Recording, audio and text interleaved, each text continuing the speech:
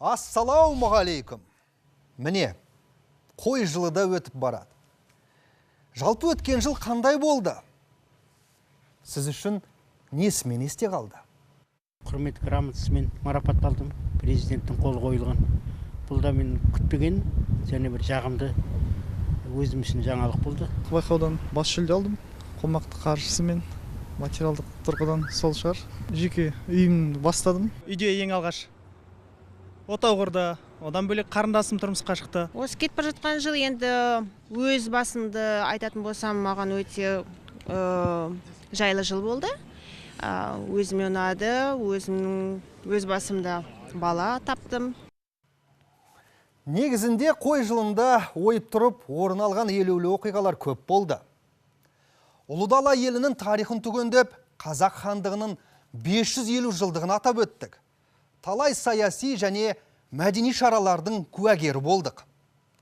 Әр қазақстандықтың есінде қалғаны мына қазақ хандығының 550 жылдығының тойлануы кең көлемде. 2015-нің ең бір саяси елеулі оқиғаларының бірі ол әрине мынау президент сайлауы.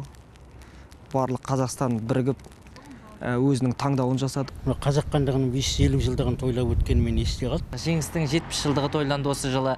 Сондай-ақ Қазақстан халықтары ассамблеясының 20 жылдығы қаншама дүркірет тұрып тойланды. Осының барлығы еліміздегі достықтың бір көрінісін айқындаса, сондай-ақ еліміздегі қандай да бір саяси болсын, елдік деңгейдегі, мемлекеттік деңгейдегі үлкен іс-шаралардың жақсылап тұрып аталып өтілетінінің бір куәсі болғандай.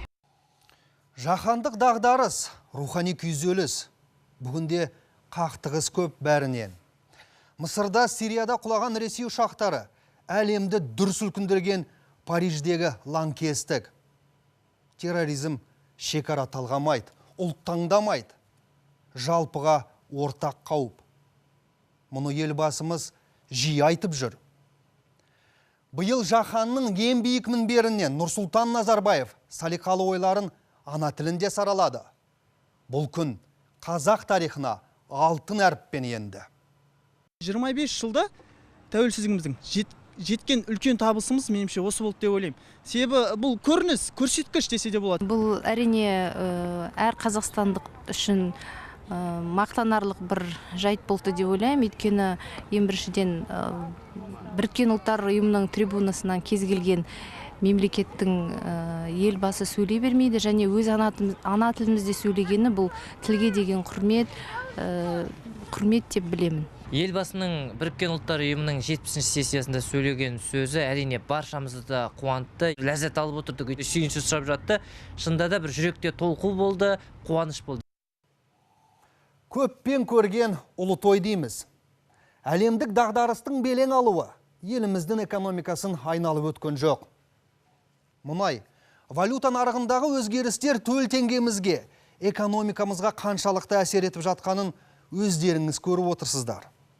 Негізінде ынтымақты еліміз кез келген қиындықтарды еңсере алатындығын кезекті рет дәлелдеді. Бұның бәрі уақытша деп ойлаймын. Себебі кез келген нәрсе қиындық, регресс айналып келгенде прогресске алып келеді.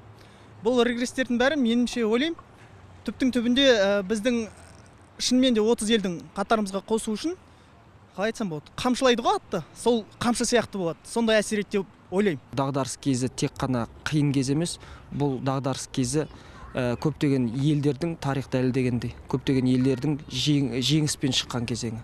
Бұл жерден көп пайдада көруге болады.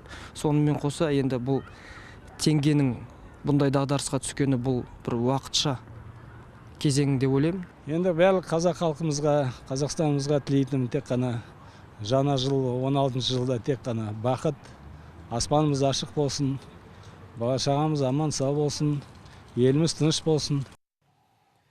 Негізінде өткен жылға өкпе жоқ, келер жылдан үміт көп. Жаңа жыл құтты болсын ағай.